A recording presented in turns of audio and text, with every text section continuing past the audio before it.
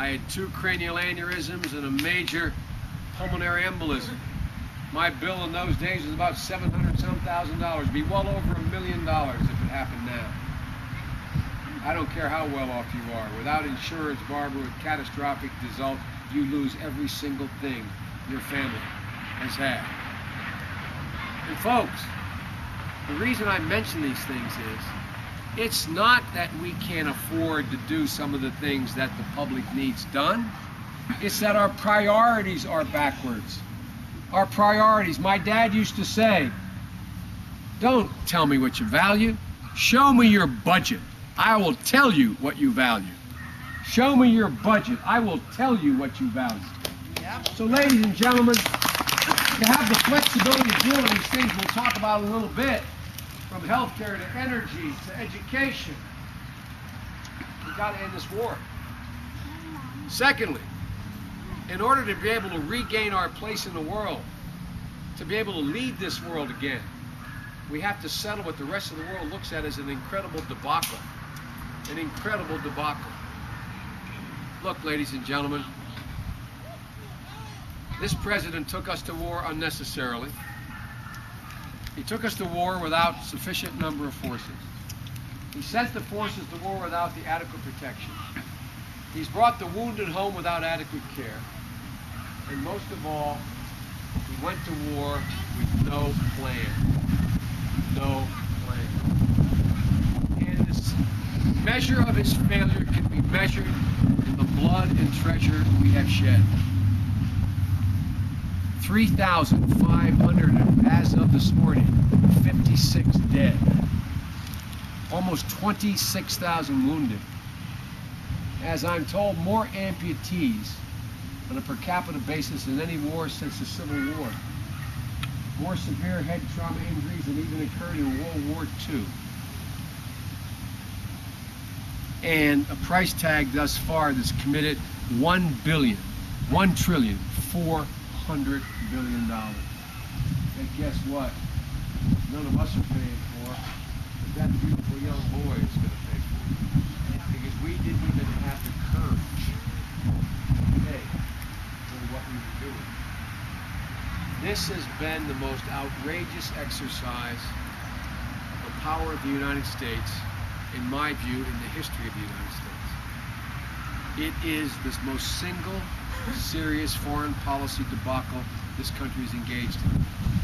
And this war must end. The question is,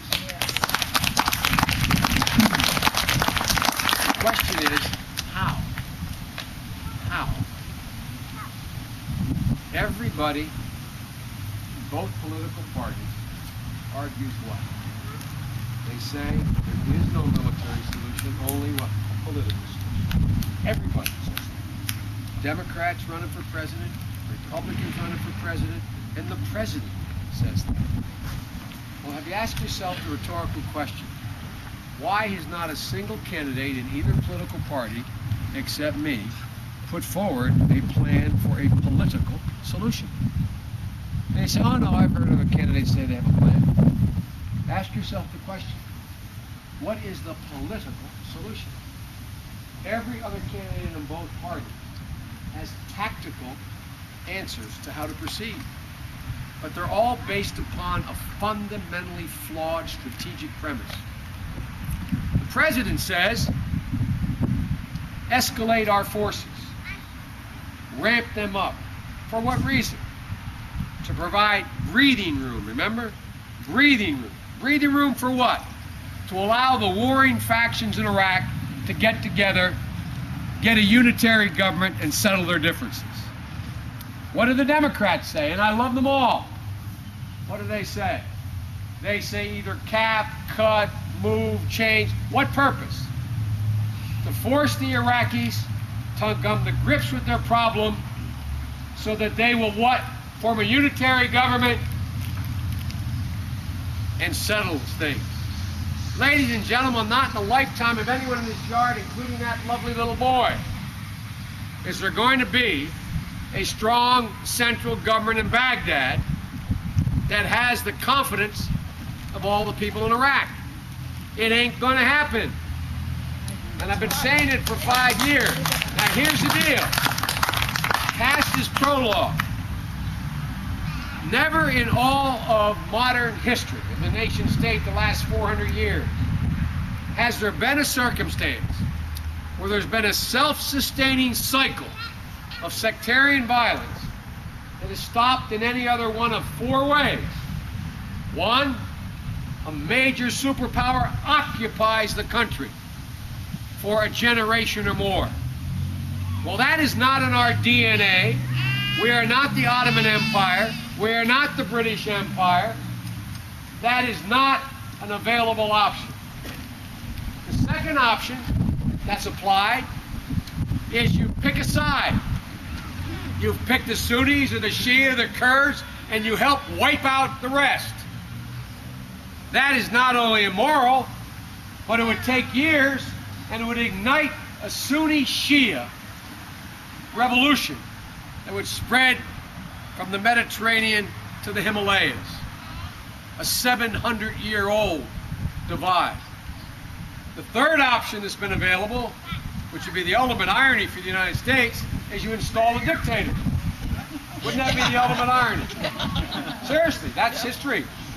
But there's a fourth option. The one that the so-called Biden-Gelt plan has been pushing, and now the vast majority of the foreign policy community in a bipartisan way is signing on to. And it says, have a federal system.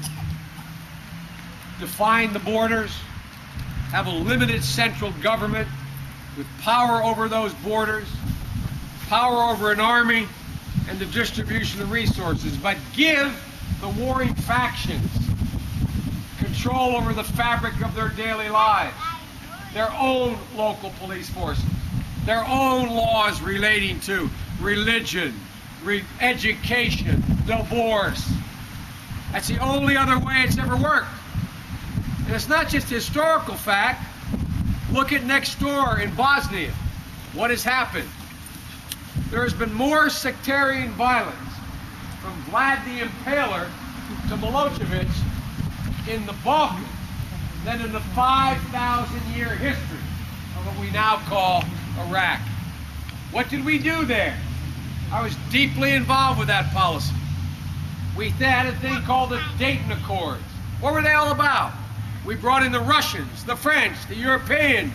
We brought in Milosevic and Tudjman, the Croats, the Kurds, the Serbs. I'm not Kurds, the Croats and the Bosniaks and the Serbs. And we said, here's the deal. We separated the parties. The Republic of Srpska, Bosnia-Herzegovina, a defined border, limited central government, local control. Ladies and gentlemen, we have had over 24,000 troops in Bosnia for the last 10 years. Thank God not one has been killed. Hear me now? Not one has been killed. The genocide has stopped. It's over.